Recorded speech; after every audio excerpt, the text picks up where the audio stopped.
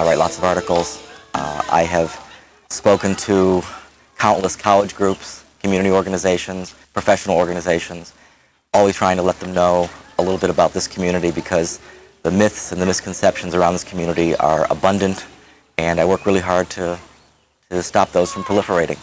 But I think the single most widely held misconception is that it is inherently non-consensual. People that see SM from the outside view the behavior without the context of the behavior, and therefore it always appears to be non-consensual. So it always feels as though the behaviors are being forced upon another person. Whereas if they were privy to the negotiation and the conversations and the communications between the partners ahead of time, they would see that what they're seeing is really a very well scripted kind of erotic theater that they have decided to create for themselves. There are myths about SM, that it's abusive, that's a result of childhood trauma, that's a result of some block personality disorder, that it's that the people, once they went through psychotherapy, would give it up, none of which are true. I think people are quick to equate S&M relationships with abusive relationships because they're not aware that it's a consensual agreement between two cognizant, aware people, and that both parties' needs are being met. They're just not aware of that. From the outside, because it's unusual given the way the rest of society runs, that there should be such a discrepancy in the power equilibrium. In terms of human sexuality, there's always been a difference between what we're capable of fantasizing about and what we're capable of actually doing. And sometimes that difference may seem more exaggerated or more pronounced or perhaps even more risky, in the SM culture than it does in, say, other aspects of sexual interaction. These days, generally, what we do is more and more often called BDSM. And the letters, of course, stand for bondage and discipline, dominance and submission, sadism and masochism. But they can also, the S&M can also be slave and master, which makes BDSM a rather interesting acronym because it incorporates in those four letters at least 6 pairs of letters that represent pairs of people or pairs of roles. What people are most familiar with is the SM, the sadism and masochism, in which a top person nominally in control of the scene provides some kind of apparently painful stimulation to a bottom. But many scenes don't include any pain. It's all a gradient. If you like to get bitten while you're having sex or having your partner's claw at your back, is that S&M? Are you suffering pain then? Where do you start drawing the line? There are little increments that you can go on and on and on. There's often the myth that someone who is submissive could not have good self-esteem, that would not be possible. And I think that's not necessarily true. I think a clinician has to be very clear about what's going on in that person's life and has to use other kinds of methods to determine their own self-esteem of the client before they make that assumption. People can take on a submissive role, but in fact can feel very good about that. That could add to their self-esteem as opposed to taking from it.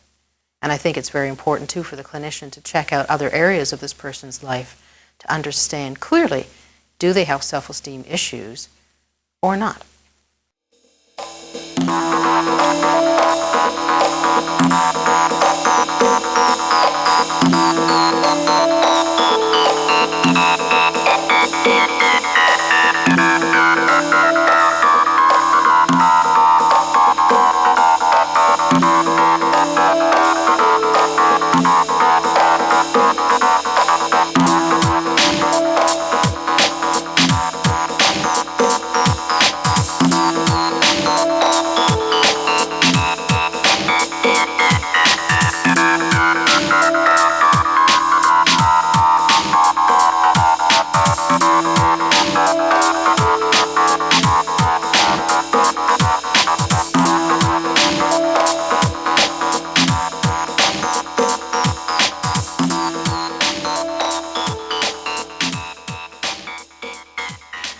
kink has been around a long time.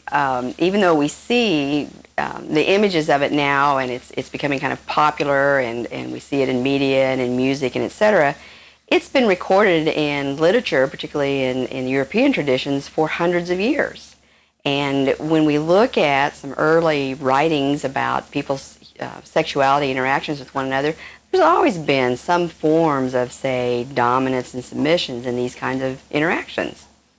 Most historians now put the real beginnings of what we recognize as the gay male SM community following World War II. As the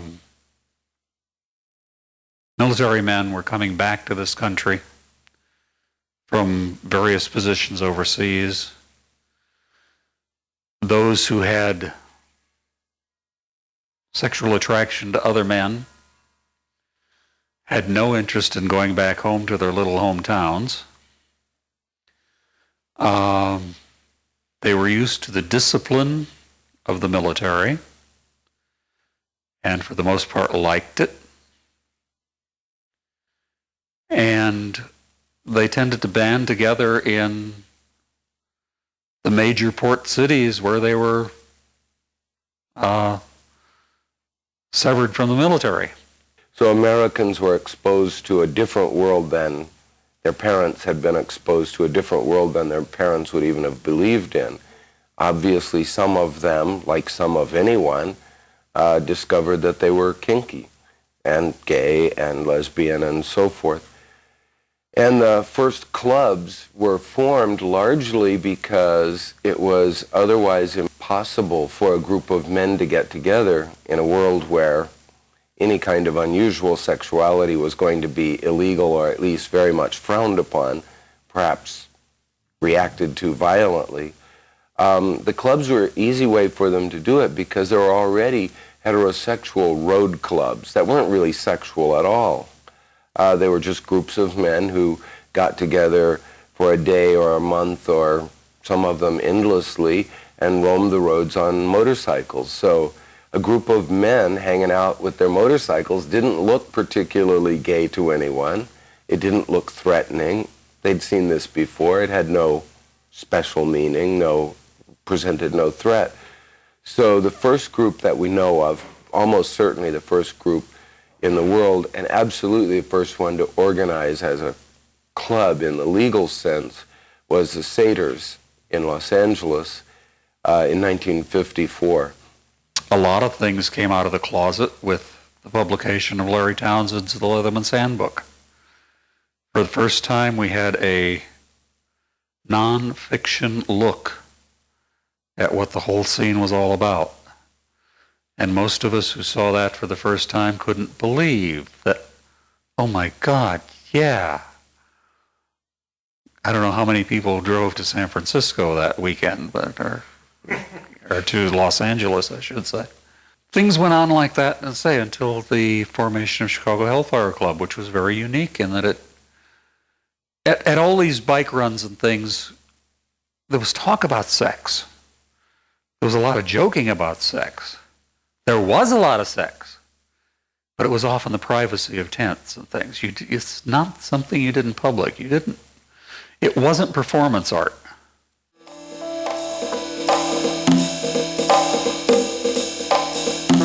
There's a well-known phenomenon among gay men and lesbians of coming out, of accepting their orientation, of saying that, and owning the fact that they're attracted to the same sex, maybe even preferentially so.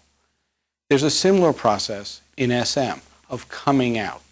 And that process is also can be a very traumatic or very emotional process for people, where they recognize that they're not interested in just the run-of-the-mill, what they say, vanilla sex. They're interested in what's kinky. And that can be very scary for people. And they often seek help from a physician or a therapist or a counselor or a pastor, asking for help. And if the therapist or the person who's doing the counseling understands what SM is and understands what it's not, they can help lead the person through this process and come to reasonable decisions. One after another person would tell me they'd go to a therapist, and that therapist would say, "Oh, I know what your problem is. You're into SM sex." These were uninformed people generally, or people that thought they were doing the right thing. And these people had a whole host of issues apart from SM sexuality, but they were never being addressed because the therapist could only focus on the fact that they were into SM sex. If you think back many years ago when homosexuality was pathologized by the psychotherapeutic community, this is what gays and lesbians went through. They went to a therapist, and, "Oh, I know what your problem is. You're gay." And then they might have had a lot of problems besides that really needed addressing, but they were ignored. As long as people have been on this earth, they have tried to control each other's sexuality. And it was 100 years ago when homosexuality and masturbation and even orgasm for women were considered abnormal. And that only as time has gone on and we have learned more have we begun changing our view of what is sexually healthy. We used to put people in state hospitals because they masturbated. We thought that all homosexuals were child molesters. We now know that is not true. The other area that I think also needs to be very informed, that don't necessarily work with clients, is the law enforcement community. Because there is so much misinformation that they are likely to stumble upon a situation in some time in their career where they're going to misinterpret what's going on, and they're going to act in an inappropriate manner based on this misinformation. They may stumble upon an SM scene and immediately assume, violence is taking place. Or, because of the mental mindset of some law enforcement officers, this is taking place, it must immediately have something to do with prostitution. So it was really important to make sure that in some way the law enforcement community is educated about this subculture, this kind of sexuality, so that they can make intelligent decisions and discern, is this a bad situation or is this an okay situation that is just something I'm not that familiar with. But more and more of them are learning to ask the right questions when they are called in. And usually if they're called in on an SM situation, they're called in by a neighbor who's disturbed by the noise or who has seen a bruise or whatever and is worried. More and more often now they are learning to ask, did you have a safe word? What was it? Did you believe that he would have stopped if you used it? It is to be expected, I think, that we're going to discover and find an acceptance of a much wider range of sexuality as we learn more about what's possible between people, and when we learn more about what's possible in gender and in orientation and all the ways that we interact with one another. The more ways that we can find to connect with one another and to love one another, I think makes the world a richer place.